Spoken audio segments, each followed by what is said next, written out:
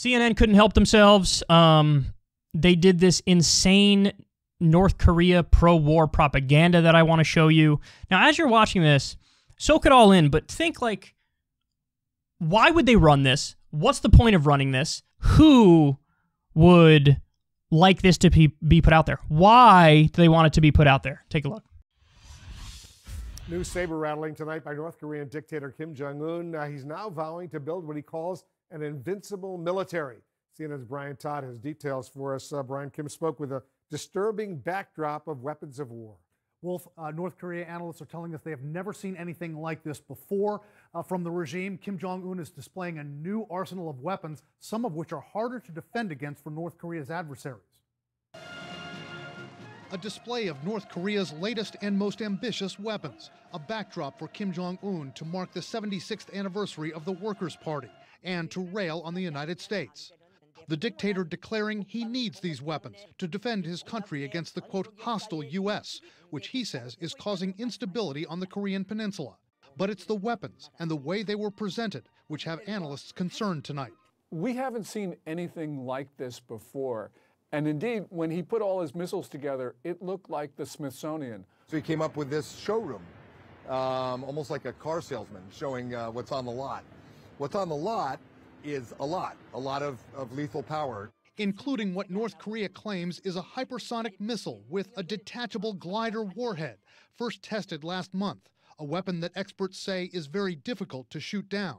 A new cruise missile, which flies low to the ground, first tested last month. Also on display, what analysts believe is the Hwasong-16, one of the world's largest intercontinental ballistic missiles, possibly capable of carrying multiple warheads, shown at recent parades but not believed to have been tested yet.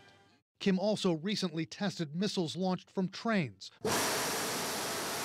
which can pop out of a tunnel hideaway at a moment's notice. Kim Jong Un is telling the world, and specifically the United States, that it has a fearsome arsenal of missiles. This is just another example of intimidation, which they've taken to a whole new level. They're getting better and better at this. Another important message analysts believe Kim is sending with the recent tests and this show of force?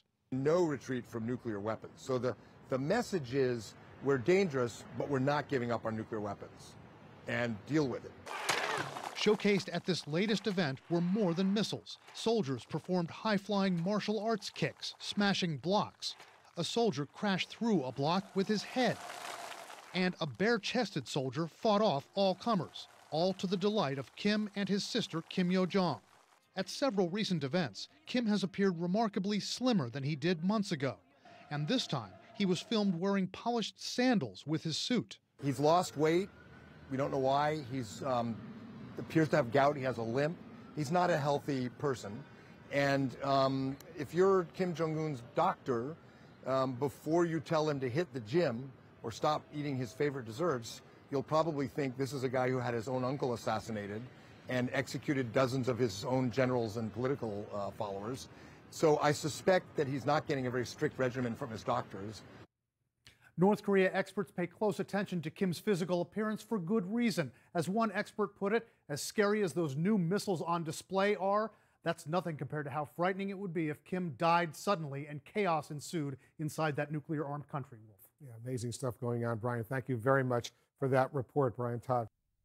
So what's the point of that? What's the point of that segment? Why are they doing it? Well, the answer is simple. The sources CNN has within the intelligence community gave them that story, and we're like, here, got a scoop for you. The scoop is, big, bad, scary Kim Jong Un is testing new weapons, and oh my God, the implication is this is such a threat. And that's garbage. That's garbage. Imagine being fooled and led around by U.S. intelligence when they've lied about virtually everything for decades. I mean, we know they lied us into multiple wars, and now you're just going to take them at their word and cover this thing. I mean, when they were showing this shirtless soldier who was beating people up and acting like, oh, look at this. This is scary. Look how they learned how to fight, and Kim Jong Un loves it, and this is a show of force and strength. The United States spends a colossal amount on the military. We spend more than the next, 10 or 12 biggest countries combined, and most of those countries are our allies. The idea that North Korea is even the tiniest threat to us is laughable. Their military budget is like 37 cents in a Pop-Tart. It is, you know, they're a super poor country. I'm not defending North Korea or defending Kim Jong Un. He's a dictator and he's terrible. But understand the purpose of a segment like this. It's to saber rattle. It's to raise tensions. It's planted by U.S. intelligence and the military-industrial complex. It also helps justify and rationalize why we need to keep spending so much on the military. Nobody ever questioned how much it costs to keep giving a blank check to the military in this country when we can't even spend half of what we spent on the military for the Build Back Better plan to give people childcare and college and, you know, paid time off. I mean, it's obnoxious. And I feel like the longer you follow politics, the more segments like this start to get under your skin because you realize what's going on here.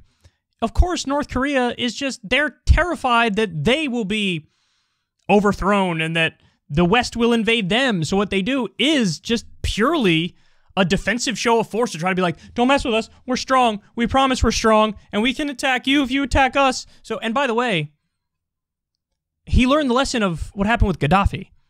Gaddafi gave up his weapons and the U.S. toppled him anyway. So now when we sit with Kim Jong Un and say, you should give up your weapons, why would he give them up? Because we toppled Gaddafi when Gaddafi gave them up. He knows if I give them up, they're going to topple me tomorrow. Literally, John Bolton in the previous administration said, we're looking at the Libyan model for North Korea. So in other words, get him to give up his weapons and then topple him. So obviously everything he's doing here is just a, you know, it's like a tiny, scrawny kid in high school walking around with his chest puffed out and a mean face like, don't fuck with me, please, because I know you'll beat my ass. That's what this is. But it's not put in that perspective. They don't give you that context. They pretend like this guy is really some sort of a threat to us. I think we have enough wars going on, guys. I do. Everything and everybody's portrayed as a threat and, you know, we need to escalate and we need more tensions and we need more weapons and look at Russia and look at China and look at North Korea and look at Iran and look at Venezuela and oh my God, be afraid, give more money to the military-industrial complex. It's such trash. All the problems that we have in this country that we need to fix, and they're running propaganda for the intelligence agencies and the military-industrial complex about big, bad, scary North Korea, even though, if anything, it's just comical, the stuff I just watched. They're so bad at their jobs.